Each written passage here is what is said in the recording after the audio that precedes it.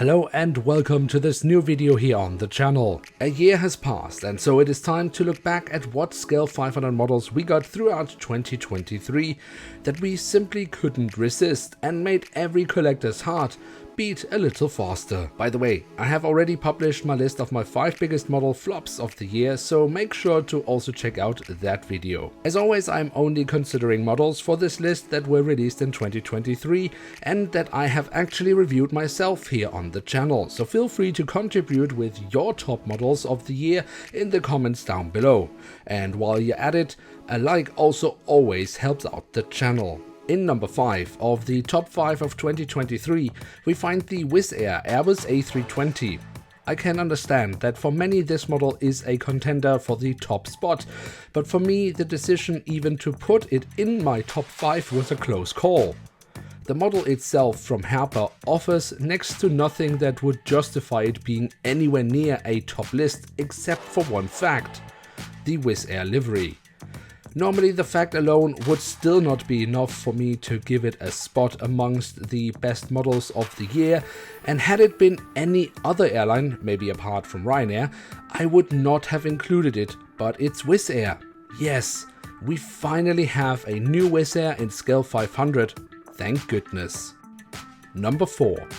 The Jazeera Airways Airbus A320neo was for me an example of Herpa doing things right. You all know that I don't hold back when I believe that Herpa is doing wrongly, but things are never only black or only white. The Jazeera Airways was a well executed example of what can happen when Herpa listens to collectors, and so we didn't just get a nice new model, but also a Middle Eastern narrowbody and an airline never before featured in Scale 500. Number 3. There might be some recency bias involved, but my pick for the third best model of the year is the Air Greenland A330-800neo, but there are several reasons for it. Apart from the fact that the rare A330-800 variant always is nice to see featured, the fact that Herpa actually made it with the Air Greenland livery is not so obvious considering Herpa's track record. Even better, while I'm still not 100% convinced that Herpa completely nailed the red color, they certainly got very close, and for sure managed to get much closer than many other die-cast manufacturers. And Herpa doing better than other manufacturers doesn't happen every day, and is therefore, in my opinion, for sure worth mentioning. Number 2. Calling the Qatar Airways 737 MAX 8 a placeholder would be unfair, but it is on the list representing not just itself, but all new 737 MAX models released by Herpa from December 2023 onwards. Why? Well, it's the first wave of MAX models with the now updated landing gear fixing the long-lasting issue of Herpa's 737 MAX models standing much too tall. Furthermore, it has the brilliant 737 mold of Herpa and is another Middle Eastern narrowbody. All that was enough for me to include it in the list. Now, before we reveal our pick for the best model of 2023, here are some honorable mentions. The Scandinavian Airlines ATR 72-600 combines many of the things I like in scale models. I like models of small regional aircraft.